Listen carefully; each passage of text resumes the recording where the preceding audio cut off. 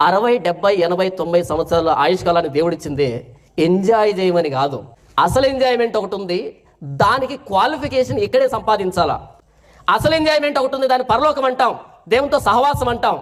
ఏదైనా తోట దేవుడు మంచి చెడ్డలో తెలివినిచ్చే వృక్ష ఫలాలను తినొద్దు, దాని దగ్గరికి వెళ్ళొద్దు అన్నాడు. ఈరోజు మనకి 613 మంచి చెడ్డలు తెలివినిచ్చే వృక్ష ఫలాలు వేశాడు. అబద్ధ సాక్ష్యం పలకూడదు ఒక చెట్టు, దొంగతనం చేయకూడదు ఒక చెట్టు, నరహత్య చేయకూడదు ఒక చెట్టు, వ్యభిచరించకూడదు ఒక చెట్టు. ఇలా వరుసగా ఎంచుకుంటూ పోతే ధర్మశాస్త్రంలో 613 ఆజ్ఞలు ఉన్నాయి. ఒక్క చెట్టు ఉన్నప్పుడే తమను తాము నిగ్రహించుకోలేకపోతే ప్రపంచమంతా అవే చెట్లు.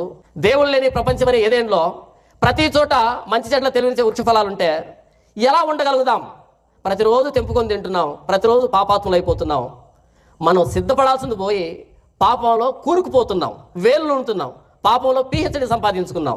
కనుకనే మనకు మరణం అంటే భయం.